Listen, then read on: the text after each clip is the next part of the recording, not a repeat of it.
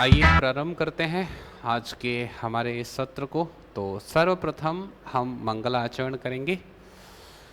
ओम अज्ञानतिमिरान्धस्य ज्ञानाञ्जनशलाकया चक्षुरुन्मीलितं येन तस्मै श्रीगुरुवे नमः। नमः ओं विष्णुपादाय कृष्णपृष्ठाय भूतले श्रीमते भक्तिवेदांत स्वामिन्निति नामिने।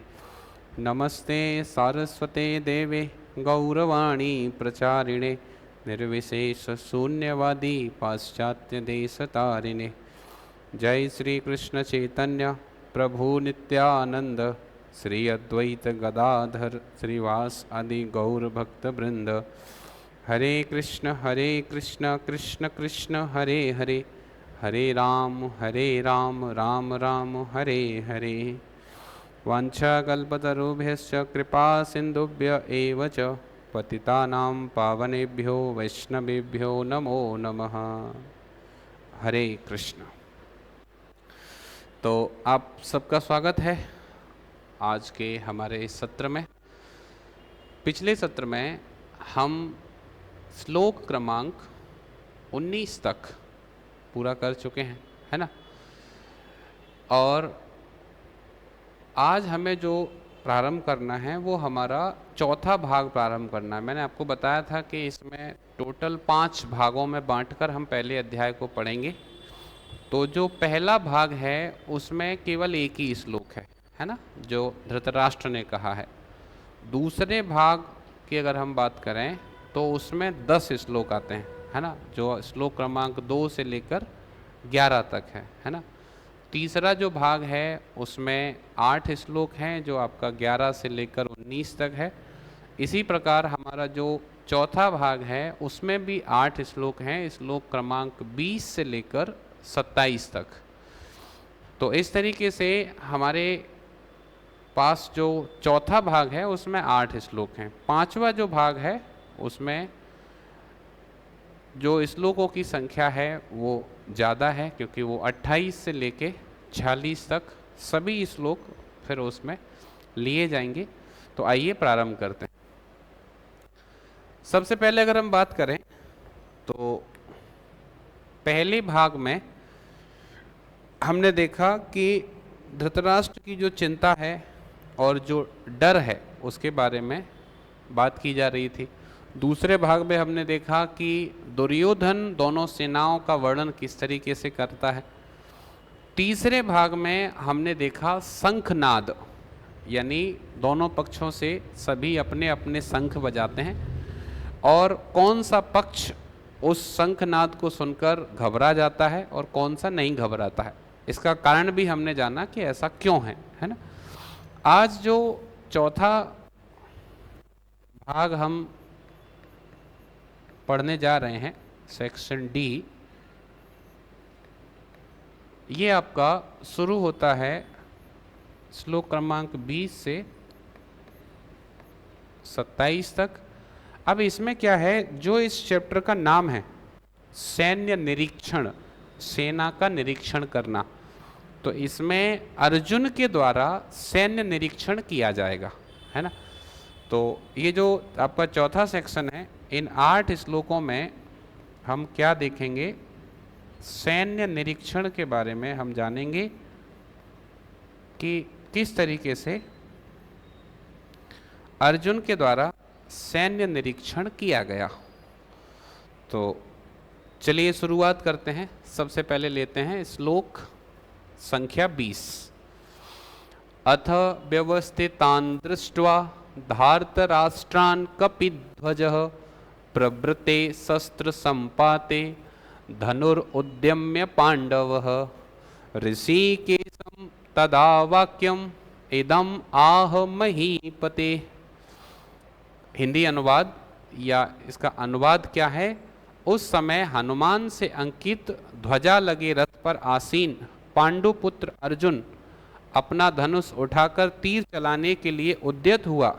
हे राजन, धृतराष्ट्र के पुत्रों को व्यूह में खड़ा देखकर अर्जुन ने श्री कृष्ण से ये वचन कहे। तो यहाँ पर जो महत्वपूर्ण शब्द आपके लिए है वो है कपि ध्वज।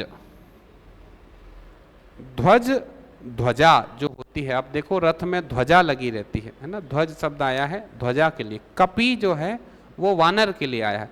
अब यहाँ ये कपि शब्द हनुमान जी के लिए आया है।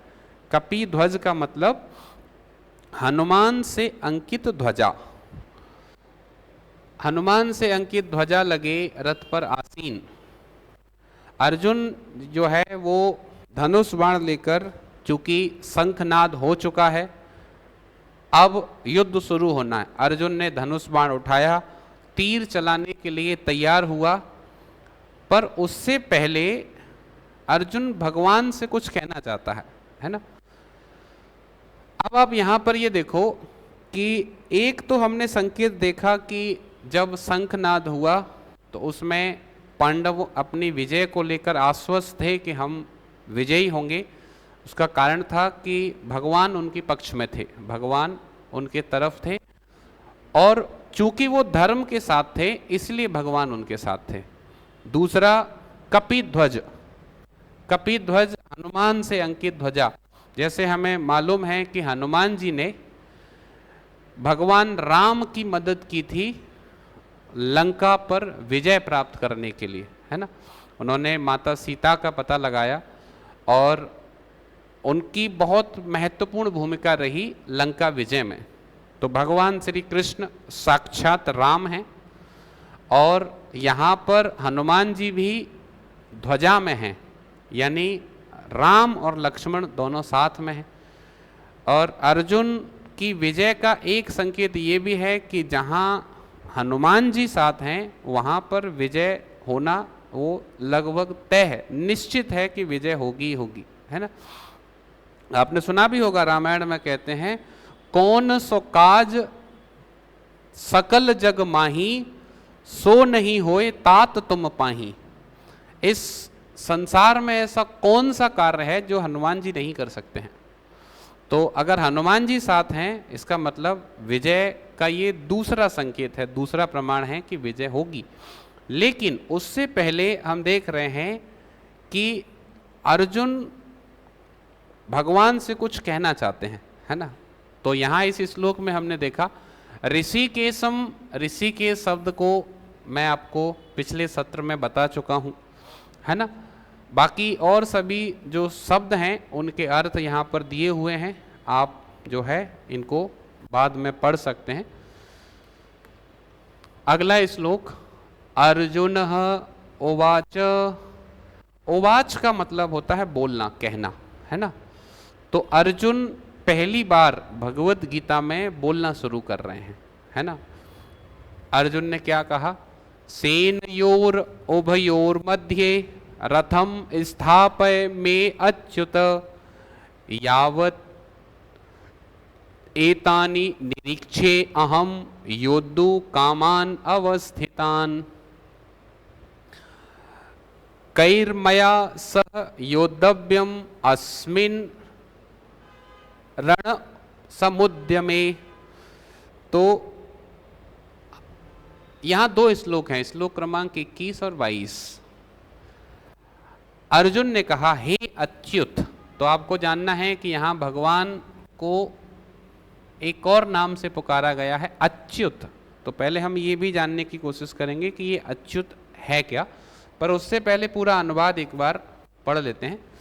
अर्जुन ने कहा हे अच्युत, कृपा करके मेरा रथ दोनों सेनाओं के बीच ले चलें, जिससे मैं यहाँ उपस्थित युद्ध की अभिलाषा रखने वालों को और शस्त्रों की इस महान परीक्षा में जिनसे मुझे संघर्ष करना है उन्हें देख सकूं।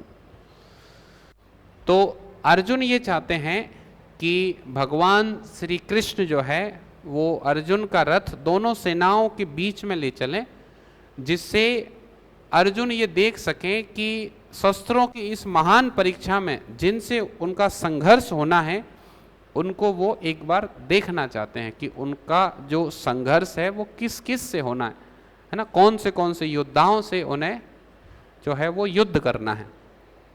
अब यहाँ पर हम बात करेंगे अच्युत शब्द की। तो च्युत शब्द जो है उसका मतलब होता है पतन हो जाना, गिर जाना या फिर असफल हो जाना। और अ शब्द जब लग जाता है तो उसका उल्टा हो जाता है। जैसे सत्य असत्य, हिंसा अहिंसा। तो च्युत अच्युत, अच्युत मतलब जिनका कभी पतन ना हो, जो कभी असफल ना हो, जो कभी अपने पद से गिरे नहीं। तो भगवान श्री कृष्ण जो है वो अच्युत हैं। अच्युत क्यों कहलाते हैं? क्योंकि भगवान कभी भी अपने भक्तों की सेवा करने में असफल नहीं होते हैं। आप यहाँ समझिए, भगवान हमेशा जो है अपने भक्तों की सेवा का जब भी उनको अवसर मिलता है, भगवान सबसे आगे रहते हैं और इस अवसर को गंवाते नहीं हैं। आप देखिए, सोचिए, अभी ये केवल एक ब्रह्मांड का एक ग्रह की बात हो रही है, ऐसे अनंत कोटि ब्रह्मांड हैं, है ना। अनंत कोटि ब्रह्मांड के जो स्वामी हैं वो अर्जुन का रथ खींच रहे हैं। तो हमें समझना होगा कि भगवान भक्तों के लिए कितने तत्पर रहते हैं। और अर्जुन भगवान के महान भक्त हैं, अर्जुन शुद्ध भक्त हैं। इसलिए यहाँ पर अर्जुन ने भगवान का जो नाम पुकारा वो पुकारा अच्युत। अच्युत मतलब जो कभी भी असफल नहीं होते हैं, कभी भी अपने पद से नीचे नहीं गिरते हैं। यानी अब ऐसा नहीं है कि भगवान रथ हाँक रहे हैं तो भगवान ड्राइवर हो गए या भगवान सारथी हो गए। भगवान चाहे जो भी कार्य करें, उनका जो स्थान है वो हमेशा वही रहता है। यानी भगवान अगर रथ हाँक रहे हैं वो तो भी भगवान है। भगवान अपनी किसी भी लीला में क्यों ना हो, भगवान हमेशा भगवान है। भगवान को भगवान बनाया नहीं जाता है। ऐसा नहीं है कि किसी योग पद्धति से या किसी क्रिया से कोई भगवान बने। भगवान हमेशा भगवान रहते हैं। आप देखो, भगवान जब मात्र 6 दिन के थे, उन्होंने पूतना का उद्धार किया था। भगवान का जब भगवान ने अवतार लिया था, उस समय अवतार लेते ही आप देखो कि जेल पूरी प्रकाशमान हो गई थी। श्री कृष्ण जन्माष्टमी भी आ रही है, तो उससे हम भगवान का स्मरण जो है कर सकते हैं। तो आप ये समझना कि भगवान चाहे किसी भी भूमिका में रहें, भगवान हमेशा भगवान हैं। तो इसलिए उनको यहाँ पर पुकारा गया अच्युत, जिससे कोई ये ना समझ बैठे कि ये तो मात्र सारथी हैं। अब यहाँ एक और बात जो हमें जानना बहुत जरूरी है, वो ये है कि भगवत गीता का अध्ययन करते समय हमारी जो मनोदशा है वो कैसी होनी चाहिए। क्योंकि बुद्धि के बल पर भगवत गीता को आप नहीं समझ सकते हो। केवल बुद्धि के आधार पर अगर हम भगवत गीता को समझने का प्रयास करें तो आप पाएंगे कि आपको भगवत गीता समझ में ही नहीं आ रही है। तो फिर कैसे समझा जाए? इसको समझने के लिए एक उदाहरण है जो अक्सर आपने भक्तों के बीच कई बार इसको सुना होगा। एक बार श्री चैतन्य महाप्रभु दक्षिण की यात्रा पर गए थे। दक्षिण में एक ब्राह्मण जो है वो श्रीमद् भगवत गीता पढ़ रहे थे और उनके आसपास जो लोग थे, उनके आसपास जो अन्य ब्राह्मण थे, वो उन पर हंस रहे थे, उनका मजाक उड़ा रहे थे, क्योंकि वो भगवत गीता को सही से नहीं पढ़ पा रहे थे। वो श्लोक अच्छे से नहीं पढ़ पा रहे थे, उच्चारण सही से नहीं हो रहा था और वो रो रहे थे। तो चैतन्य महाप्रभु ने उनसे पूछा कि यदि आप भगवत गीता पढ़ ही नहीं पा रहे हो तो फिर क्यों पढ़ रहे हो? जब आपको समझ में ही नहीं आता तो फिर आप रो क्यों रहे हो? क्या आप इसलिए रो रहे हो कि ये सब लोग आपका मजाक उड़ा रहे हैं, सब लोग आप पर हंस रहे हैं? तो उनका जवाब था कि नहीं। अब इसको बांग्ला भाषा में ही, चूँकि चैतन्य महाप्रभु मूल रूप से पश्चिम बंगाल में उन्होंने अवतार लिया था, और मैं आपको पहले बता चुका हूँ कि चैतन्य महाप्रभु कौन है। चैतन्य महाप्रभु साक्षात श्री कृष्ण हैं जो श्रीमती राधा रानी के भाव में हैं। तो वो जो ब्राह्मण हैं उन्होंने कहा, इसको इस तरीके से कहा जाता है, विप्र कहे मूर्ख अमी अर्थ नहीं जानी। तो विप्र कहते हैं ब्राह्मण को। तो ब्राह्मण ने कहा कि मैं मूर्ख हूं।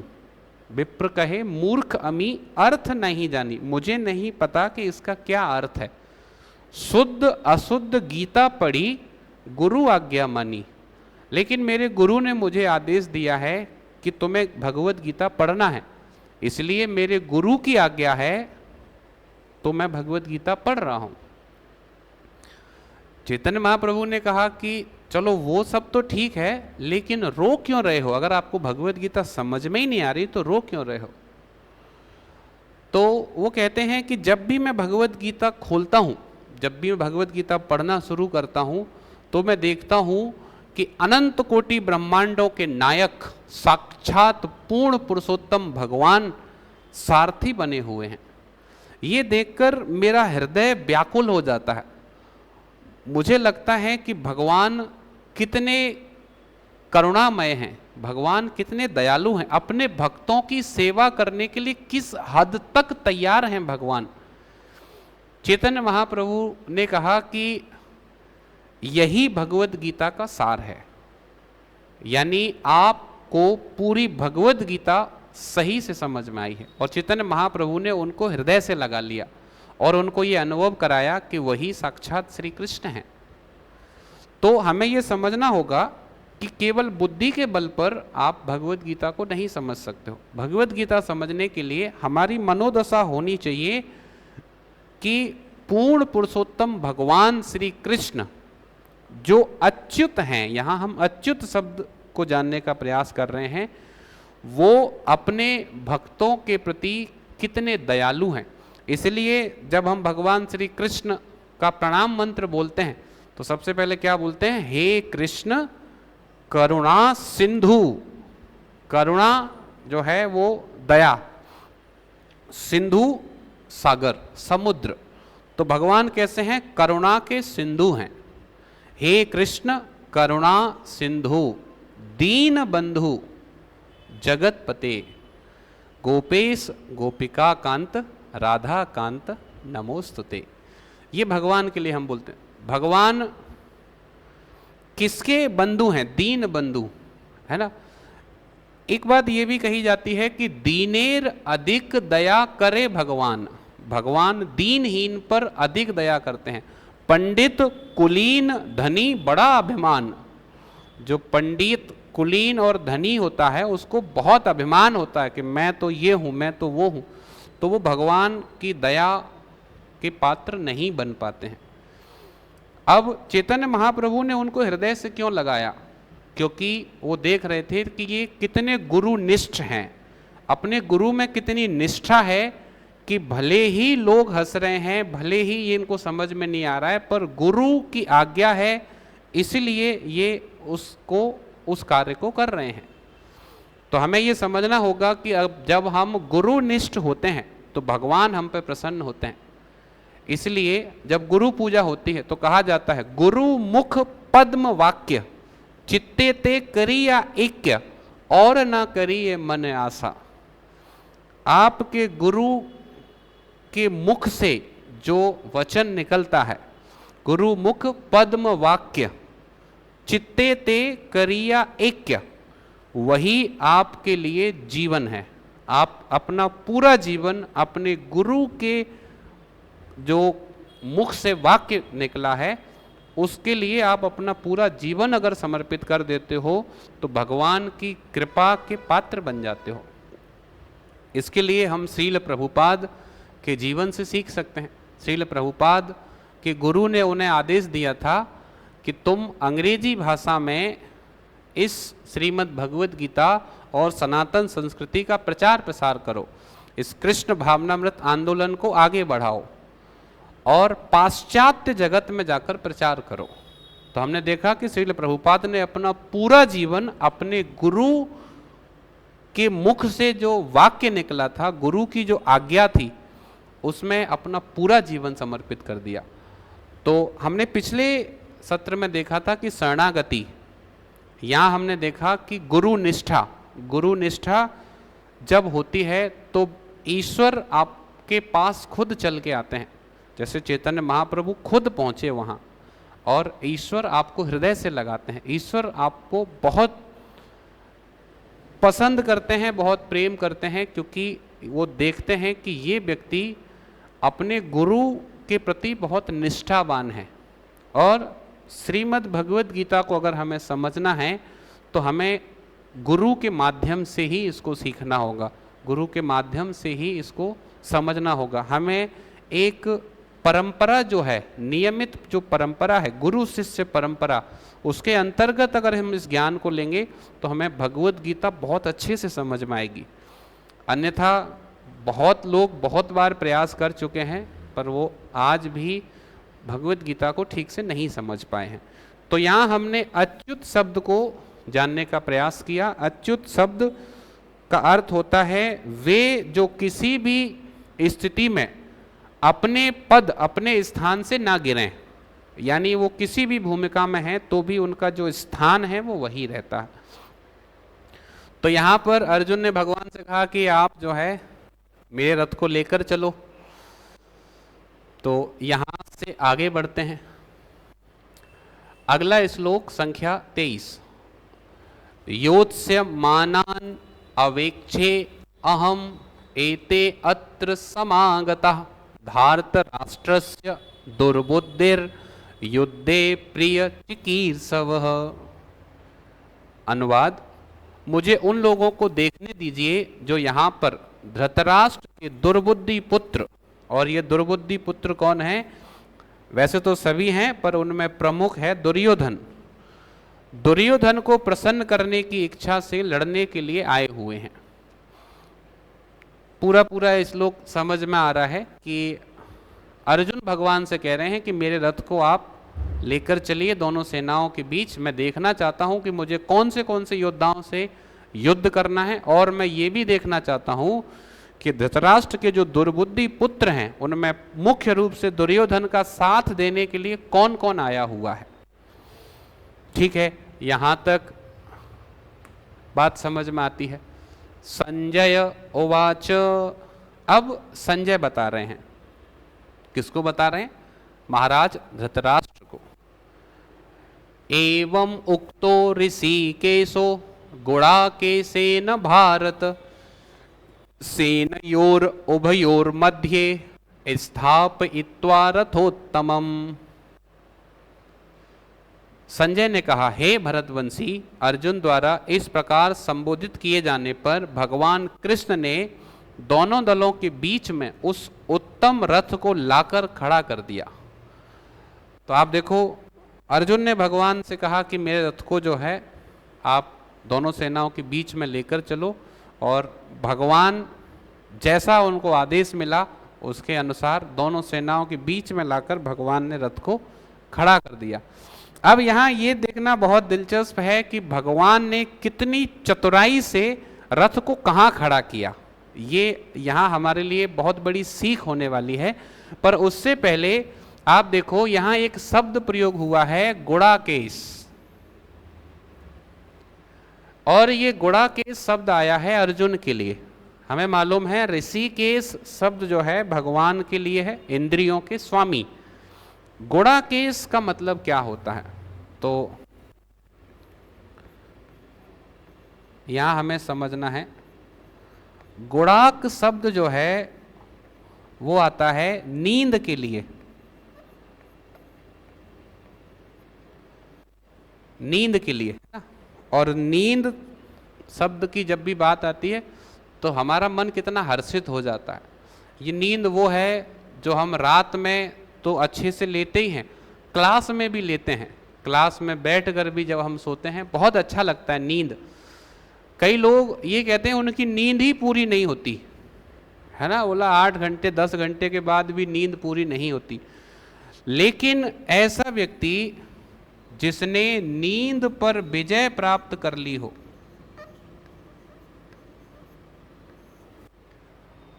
उसको कहते हैं गुणाकेश। यानी जो 24 के 24 घंटे काम कर सकता हो या काम करता हो, जो सोता ना हो, उसे कहते हैं गुणाकेश। नींद पर विजय प्राप्त कर लेना। अब अर्जुन को ये नाम कैसे मिला? एक बार जब सभी पांडव गुरुकुल में थे तो रात के समय जब अंधेरा हो गया था शाम को, तो सब लोग भगवान का प्रसाद ले रहे थे। तो उस समय गुरु द्रोणाचार्य ने जो वहाँ सेवक थे उनसे कहा था कि एक बात याद रखना कि अर्जुन जब प्रसाद लें, जब भोजन करें, उस समय उनके पास जो है वो प्रकाश आवश्यक रूप से रहना चाहिए। भूल कर भी ऐसा ना हो कि वो अंधेरे में भोजन करें। सेवक को समझ में नहीं आया, पर उन्होंने कहा ठीक है। तो जब भोजन कर रहे थे तो भोजन करने के दौरान वो जो दीपक रखा हुआ था वो बुझ गया, लेकिन सभी भोजन फिर भी करते जा रहे थे। अब अर्जुन ने सोचा कि अगर मैं अंधेरे में भोजन कर सकता हूं तो मैं अंधेरे में अभ्यास भी कर सकता हूं। अगर अंधेरे में जो निवाला है वो इधर उधर ना जाकर सीधे मेरे मुंह में जा रहा है तो मेरा तीर भी इधर उधर ना जाकर निशाने पर जा सकता है। उसके बाद अर्जुन ने दिन और रात अभ्यास किया, यानी रात को वो सोते नहीं थे, रात को अभ्यास करते थे। सोचिए अर्जुन का क्या स्तर है और हमारा क्या स्तर है।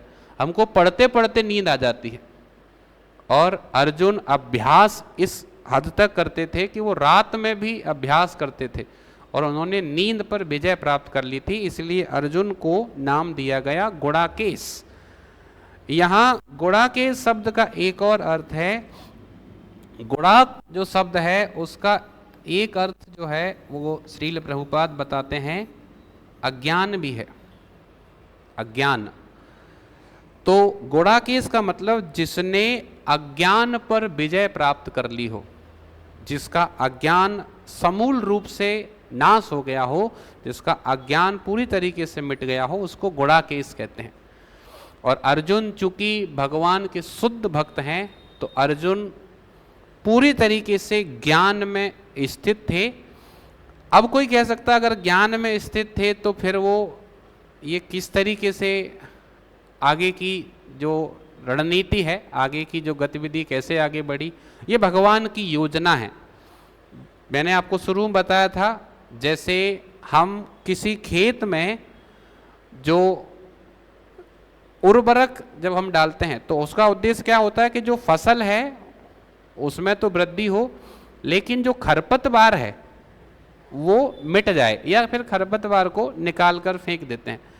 तो ये भगवान की योजना है जिसके माध्यम से भगवान अर्जुन को एक भ्रम में डालना चाहते हैं, जिससे भगवत गीता रूपी ज्ञान दिया जा सके।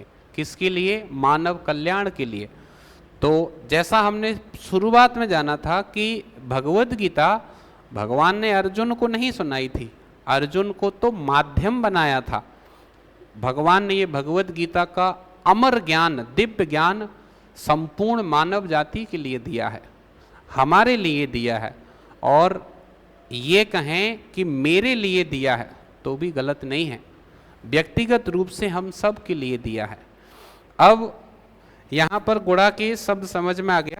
गुड़ाकेश शब्द के दो प्रमुख अर्थ हैं, पहला जिसने नींद पर विजय प्राप्त कर ली हो, दूसरा जिसने अज्ञान पर विजय प्राप्त कर ली हो। तो अभी की स्थिति आप समझिए, रथ दोनों सेनाओं के बीच में आ चुका है, भगवान ने रथ को बीच में लाके खड़ा कर दिया है। अब आगे बढ़ते हैं। श्लोक संख्या 25।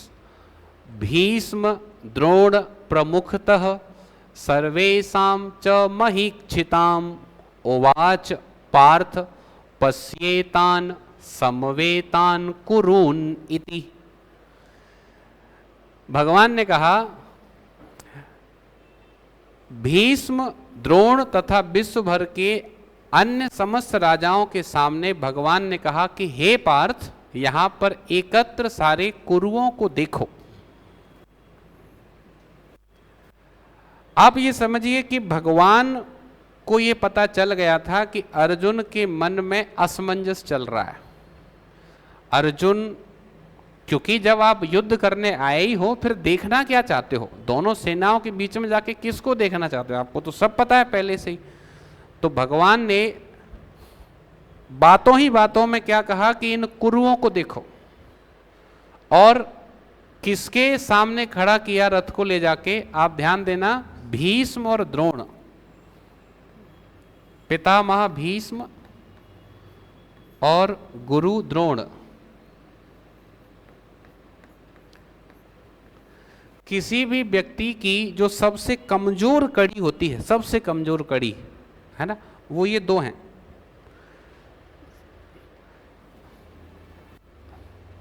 सबसे पहले पितामह भीष्म जो है वो वयोवृद्ध हैं, बहुत वरिष्ठ हैं, है ना, और अर्जुन जो है उनसे ही जो है सलाह लेते थे, उनसे ही अर्जुन ने सीखा है, और उनके साथ मतलब उन ऐसे कह सकते हैं कि उनकी उंगली पकड़कर ही अर्जुन बड़े हुए हैं। दूसरा गुरु द्रोण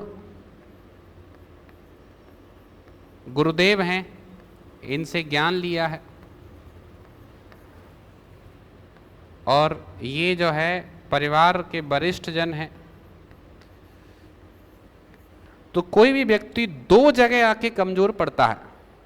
एक तो अपने परिवार के सामने, परिवार के सामने दादाजी या दादाजी के भी पिताजी हों, उनसे कहा जाए इनसे युद्ध करो, तो उनके सामने बोलना मुश्किल होता है, युद्ध कैसे किया जाए, क्योंकि उन्होंने तो बड़ा किया है। उनके सामने हम छोटे बच्चे से लेकर आज इस अवस्था तक हैं, और गुरु से युद्ध करने की कोई सोच भी कैसे सकता है।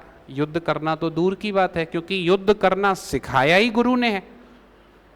भगवान ने कहा कि जो है इन दोनों के बीच में ही ले जाता हूं मैं रथ को। आप समझिए, भगवान जो है चूंकि पूर्ण पुरुषोत्तम है, तो वो जो चाहे कर सकते हैं, परम स्वतंत्र भी हैं। तो भगवान ने कहा, भगवान कहीं भी खड़ा कर सकते थे रथ को, है ना, पूरी सेनाओं में कहीं भी ले जा सकते थे। वो कहाँ लेके गए, बोला यहाँ सामने देखो कौन है, बोला पितामह भीष्म और गुरु द्रोणाचार्य। अब यहाँ से अर्जुन की हालत खराब होना शुरू हो जाएगी, क्योंकि जिनसे सीखा है, जिन्होंने यहाँ तक पहुँचाया है, उनसे युद्ध अर्जुन कैसे कर सकते हैं। या भगवान ये देखना चाहते हैं कि अब यहाँ पर अर्जुन की जो मनोदशा है वो क्या होने वाली है। और भगवान ने कहा देखो इन कुरुओं को, इन सब से युद्ध करना है तुम्हें, है ना। तो ये बहुत जरूरी बात है हमारे लिए जानना कि किसी भी व्यक्ति की जो कमजोर कड़ी है, अगर उस कमजोर कड़ी का पता हो तो हमारे लिए वो बहुत मुश्किल हो जाता है। आपने देखा हो कि किसी भी जगह, मतलब जैसे उदाहरण के लिए अगर हम क्रिकेट मैच का उदाहरण लें, तो अगर कोई बल्लेबाज ऐसा है जिसकी कमजोर कड़ी ये है कि वो जो बाउंसर आती है उसको नहीं खेल पाता है, तो सामने वाली टीम उसको बाउंसर ही खिलाएगी। या वो किसी एक पर्टिकुलर किसी एक गेंदबाज को नहीं खेल पाता है, तो जब भी वो खेलने आएगा उसी गेंदबाज को बॉल दी जाएगी। यानी जो कमजोर कड़ी है उस पर पहले प्रहार किया जाता है। इसलिए कहा जाता है कि अपनी कमजोरी कभी किसी को ना बताएं, क्योंकि आज जो आपका दोस्त है हो सकता है वही आपका दुश्मन हो जाए। इसलिए हमेशा अपनी कमजोरी को जो है वो अपने तक रखना है। वैसे तो कोशिश करना है कमजोरी ना रहे, उस पर काम कर कर हम उसको ताकत बना सकें, लेकिन अगर है भी तो वो किसी को मालूम नहीं होनी चाहिए। अच्छा, रामायण में भी रावण ने लक्ष्मण जी को यही शिक्षा दी थी कि लक्ष्मण कुछ भी हो जाए अपने भाई को भी अपनी कमजोरी मत बताना, क्योंकि हमने देखा कि कमजोरी मालूम होने की वजह से रावण का क्या अंजाम हुआ था, है ना। तो यहाँ पर अब चूंकि भगवान से तो क्या ही छिप सकता है, भगवान को तो सब मालूम है। फिर भी भगवान ने कहा कि मैं रथ को कौन सी जगह ले जाके खड़ा करूं जिससे जो है अर्जुन की मनोदशा का सही आकलन हो सके। तो भगवान ने यहाँ खड़ा कर दिया। ठीक है, आगे बढ़ते हैं। श्लोक संख्या 26। तत्र अपश्यत स्थितान पार्थ पितरन अथ पितामहान आचार्यान मातुलान भ्रातरन पुत्रान पौत्रान सखीन तथा ससुरान सुहृदश्चैव सेनयोर उभयोरपि। तो इसका क्या अर्थ हुआ? अर्जुन ने वहां पर दोनों पक्षों की सेनाओं के मध्य में अपने चाचा ताऊओं, पितामहों, गुरुओं, मामाओं, भाइयों, पुत्रों, पौत्रों, मित्रों, ससुरों और शुभ चिंतकों को भी देखा। पितामह कहते हैं पिता के पिता को, यानी दादाजी को, है ना। तो अर्जुन ने वहां पर देखा कि सब तो अपने ही हैं, चाचा ताऊ, पितामह, गुरु, मामा, भाई, पुत्र, पौत्र, मित्र, ससुर, शुभचिंतक, सब अपने ही लोग हैं। और आगे बढ़ते हैं। तान समीक्ष स कौन्तेय सर्वान बंधून अवस्थितान कृपया परया आविष्टो विसीदंतम इदम अब्रवीत। तो इसका क्या अर्थ हुआ? जब कुंती पुत्र अर्जुन ने मित्रों तथा संबंधियों की इन विभिन्न श्रेणियों को देखा तो वह करुणा से अभिभूत हो गया और इस प्रकार बोला। तो अर्जुन का रथ अभी दोनों सेनाओं के बीच में खड़ा है। मुख्य रूप से उनके ठीक सामने पितामह भीष्म और गुरु द्रोण खड़े हैं। आसपास उन्होंने देखा कि सब अपने संबंधी हैं, चाचा ताऊ, पितामह, उसके साथ साथ जो है पुत्र, पौत्र, मित्र, शुभचिंतक, ससुर, साले, सब तो जो है अपने ही लोग हैं। तो उसके बाद यहाँ से अर्जुन ने भगवान से कहा। अब क्या कहा ये हम जानेंगे अगले सत्र में, क्योंकि वहाँ से अगला भाग शुरू होता है। तो यहाँ तक आप जो है इसको अच्छे से समझिए। अगर आपका कोई प्रश्न है या कोई ऐसा विषय है जो आपको यहाँ पर समझ में नहीं आ रहा है, तो आप उसको कमेंट के माध्यम से पूछ सकते हैं। आप सभी को एक बार फिर से बहुत बहुत धन्यवाद अपना कीमती समय हमें प्रदान करने के लिए। आप सभी को मेरी ओर से एक बार पुनः हरे कृष्ण, धन्यवाद।